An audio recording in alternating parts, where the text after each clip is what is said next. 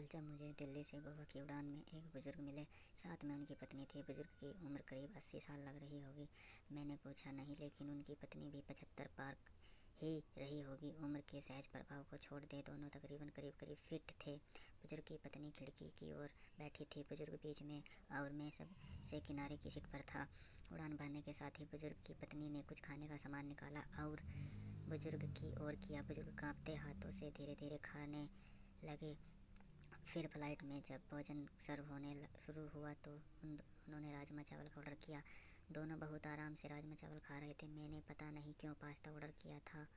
खैर, मेरे साथ अक्सर ऐसा ही होता है कि मैं जो ऑर्डर करता हूँ मुझे लगता है कि सामने वाले ने मुझसे बेहतर ऑर्डर किया।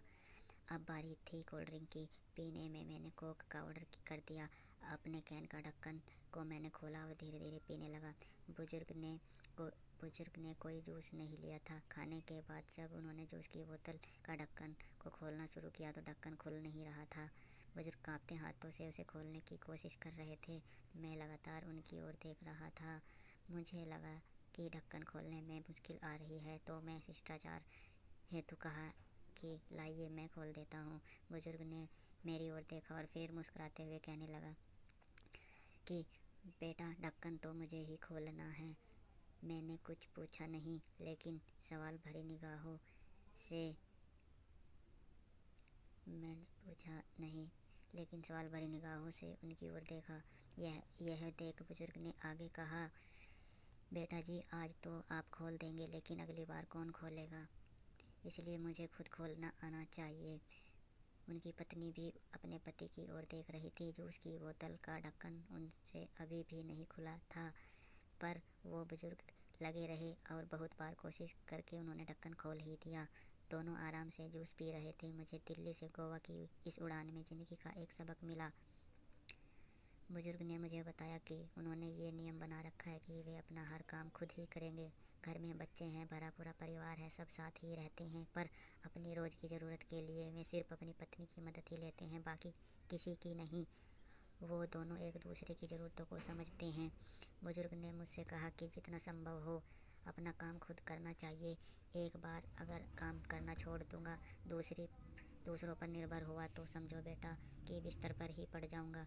फिर मन हमेशा यही कहेगा कि ये काम उससे करा लूँ, वो काम उससे।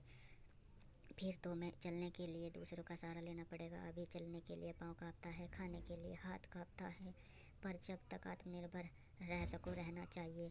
हम गोवा जा रहे हैं, 2 दिन वहीं रहेंगे। हम महीनों में 2 बार ऐसे ही घूमने निकल जाते हैं। बेटा बहू कहते हैं कि अकेले मुश्किल होगी, पर उन्हें कौन समझाए कि मुश्किल तो तब होगी जब हम घूमना फिरना ही बंद करके खुद घर में कैद कर लेंगे। पूरी ज़िंदगी खूब काम किया, अब सब बेटों को देकर अपने लिए महीने के पैसे तय कर रखे हैं और हम दोनों उसी से आराम से घूमते हैं। जहाँ जाना होता है अर्जेंट टिकट बुक करा देते हैं।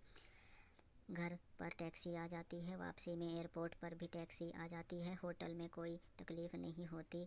स्वास्थ्य उम्र अनुसार एकदम ठीक है। कभी कभी जूस की बोतल ही नहीं खुलती, पर थोड़ा दम लगाओ तो वो भी खुल जाती है। मेरी आंखें खुली की खुली रह गई। मैंने तय किया कि इस उड़ान में मैं लैपटॉप से एक पूरी फिल्म देख लूँगा, पर यहाँ तो मेरे जीवन की असल फिल्म ही देखने को मिल गई। एक वो फिल्म जिसने जीवन जीने का संदेश छिपा था। जब तक हो सके आत्मनिर्भर रहो। अपना काम जहाँ तक संभव हो स्वयं ही करना चाहिए।